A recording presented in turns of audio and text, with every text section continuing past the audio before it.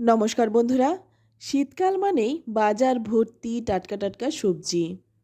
যদিও এখন সারা বছরই নানা রকম সবজি পাওয়া যায়, তবে শীতের সবজির স্বাদ কিন্তু একদম আলাদা। আর এই শীতের সবজির স্বাদ কিন্তু সবসময় বেশি হয়। আর এই শীতের সবজি দিয়ে নিরামিষ রান্নাটা কিন্তু অনেকেই বেশ পছন্দ করে। তাই আজ আমি এই শীতের সবজি দিয়ে নিরামিষ ডালের একটি রেসিপি আপনাদের সাথে শেয়ার করব, যেটা খেতে হয় অসাধারণ। আমি গ্যারান্টি দিয়ে বলতে পারি, যারা ডাল খেতে অপছন্দ করে তারাও কিন্তু আঙুল চেটে খাবে। তাই রান্নাটা করার জন্য প্রথমেই এখানে নিয়েছি হাফ বাটি মটর ডাল আর নিয়েছি হাফ বাটি কলাইয়ের ডাল। আমি রান্নাটা দুটো ডাল মিশিয়ে করেছি, তবে আপনারা চাইলে কিন্তু যে কোনো একটা ডাল দিয়েও এই রান্নাটা করতে পারেন।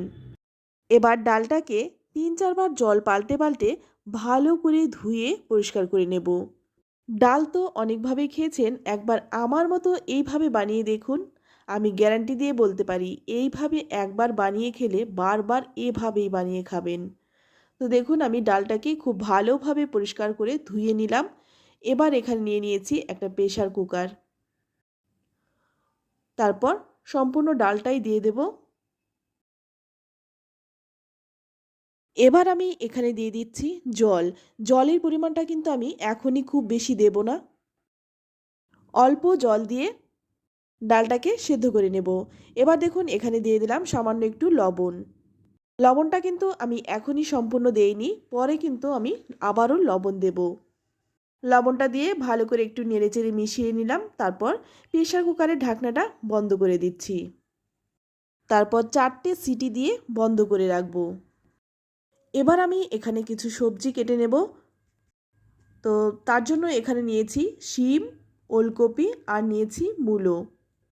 আর এই সব সবজি কিন্তু এখন খুব ভালো পাওয়া যায়। তো প্রথমেই আমি শিমটাকে কেটে নিচ্ছি।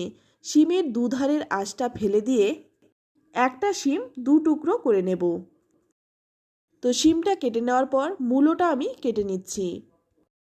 তো দেখুন, এখানে কিন্তু মূলোটা কিন্তু খুব একটা মোটা না, একটু সরু ধরনের মূলো।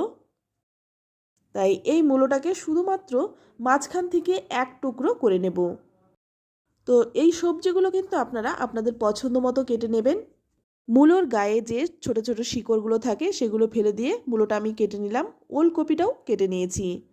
তো সমস্ত সবজিগুলো কেটে নেওয়ার পর দেখুন, এখানে প্রেসার কুকারে আমি 4টে সিটি দিয়ে রেখে দিয়েছিলাম।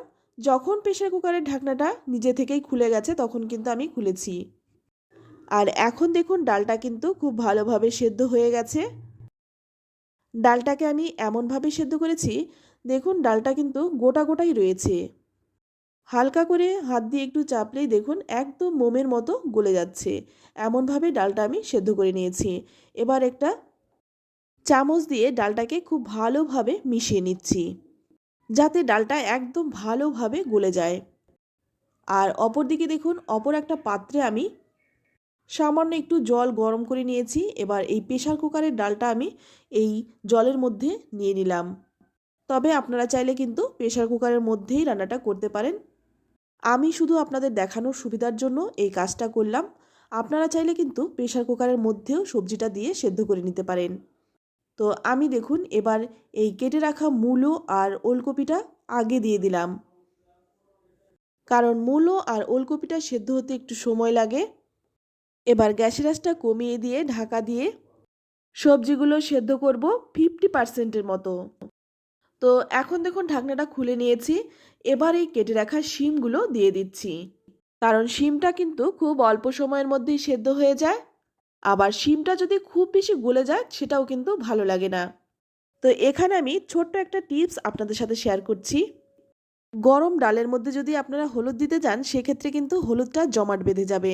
তাই হলুদটা যদি আপনারা এই রকম একটু জল দিয়ে, ঠান্ডা জল দিয়ে গুলে দেন, তাহলে কিন্তু হলুদটা আর জমাট বাঁধবে না, খুব ভালোভাবে মিশে যাবে। তো দেখুন, আমি কিন্তু সামান্য একটু জল দিয়ে হলুদটাকে গুলে তারপর দিলাম। এবার হলুদটা দিয়ে ভালো করে নেড়েচেড়ে মিশিয়ে নিচ্ছি। তারপর এর মধ্যে দিয়ে দিচ্ছি স্বাদ মতো লবণ। আমি ডাল সেদ্ধ করার সময় লবণ দিয়েছিলাম। এবার সেই বুঝে লবণটা স্বাদ মতো দিয়ে দিলাম। এবার এই ডালটাকে আরও 5-6 মিনিট ফুটিয়ে নেব। ততক্ষণে এইদিকে যে ডালে লঙ্কাটা আমি দেব সেই লঙ্কাটা কেটে নিচ্ছি। ডালটা কিন্তু ঝাল ঝাল হলেই বেশি ভালো লাগে খেতে, তবে আপনারা আপনাদের পছন্দ মতো ঝালটা দিয়ে দেবেন। আমি একটু ঝালটা বেশিই দিয়েছি, আপনারা আপনাদের পছন্দ মতো ঝালটা দিয়ে দেবেন। এবার দেখুন এদিকে যখন সবজিগুলো সেদ্ধ হয়ে যাবে তখন আমি লঙ্কাটা দেব। সবজির সাথে একসঙ্গে লঙ্কাটা দিলে কিন্তু ঝালটা অনেক বেশি হয়ে যাবে, তাই সবজি যখন একদম সেদ্ধ হয়ে যাবে তখন কিন্তু লঙ্কাগুলো দিয়েছি। আর এদিকে দেখুন যে লঙ্কার বীজগুলো সেটাগুলো কিন্তু আমি ফেলে দিয়েছি। লঙ্কা দেওয়ার পর 2 মিনিটের মতো একটু ফুটিয়ে নেব, তারপর নামিয়ে নিলাম। ডালটা নামিয়ে নেওয়ার পর অপরদিকে একটা কড়াই গরম করে নিয়ে এখানে দিয়ে দিলাম 2 চামচ সর্ষের তেল। ফোড়নে দিয়ে দিচ্ছি 2টো তেজপাতা, 3-4টে শুকনো লঙ্কা। লঙ্কাটা আর তেজপাতাটা তেলের মধ্যে একটু নেড়েচেড়ে নিয়ে তারপর এখানে দেখুন ফোড়নে দিচ্ছি মেথি, গোটা জিরে আর রাঁধুনি। এই 3টে মশলা আমি একসঙ্গে মিশিয়ে তারপর দিয়েছি। তবে আপনারা চাইলে কিন্তু 5 ফোড়নটাও দিতে পারেন। ফোড়নটাকে একটু নেড়েচেড়ে নিয়ে এখানে দেখুন নিয়েছি কিছুটা গ্রেট করা আদা। আদার রসটা আমি ডালের মধ্যে দিয়ে দিচ্ছি। ভালো করে নিগড়ে ডালের মধ্যে রসটা দিয়ে দিলাম। আর এই বাদবাকি আদাটুকু দিয়ে দিচ্ছি এই ফোড়নের মধ্যে। আদাটা দিয়ে একটু ভেজে নিচ্ছি। আদাটা ভাজা হয়ে গেলেই যেই ডালটা আমি সেদ্ধ করে রেখেছিলাম সেটা একটু ভালো করে চামচ দিয়ে নেড়েচেড়ে মিশিয়ে তারপর এটা ফোড়নের মধ্যে ঢেলে দিচ্ছি। এবার ভালো করে নেড়েচেড়ে মিশিয়ে নেব। তো বন্ধুরা, ডাল তো অনেকভাবে রান্না করে খেয়েছেন। শীতের সবজি দিয়ে এই ডালটা একবার খাওয়ার রিকোয়েস্ট আপনাদের কাছে রইল। এবার এই ডালের মধ্যে দিয়ে দিচ্ছি 1 চামচ চিনি। চিনিটা দিয়েছি স্বাদটা ব্যালেন্সের জন্য। আপনারা যদি রান্নাটা করেন তাহলে কিন্তু এই সামান্য একটু চিনিটা দিয়ে দেবেন, এতে করে স্বাদটা ব্যালেন্স হবে, খেতে ভালো লাগবে। ডালটা দেখে বুঝতেই পারছেন ডালটা খেতে কতটা ভালো হবে। আমার মুখের কথাই নয়, ভিডিওটি আপনারা সম্পূর্ণ দেখুন, তারপর রান্নাটা করুন। খেয়ে আমাকে কমেন্টে লিখে জানান খেয়ে আপনাদের কেমন লাগলো। ডালটা 2 মিনিট হাই হিটে ভালো করে ফুটিয়ে নিয়েছি। এবার ভালো করে নেড়েচেড়ে মিশিয়ে নিয়ে নামানোর আগে দিয়ে দিচ্ছি 1 মুঠো ফ্রেশ ধনেপাতা। এই ডালের মধ্যে কোনো রকম মশলা পড়বে না, শুধুমাত্র নামানোর আগে 1 মুঠো দিয়ে দেবেন ধনেপাতা। ধনেপাতার গন্ধটা কিন্তু এই ডালে খুব ভালো লাগে।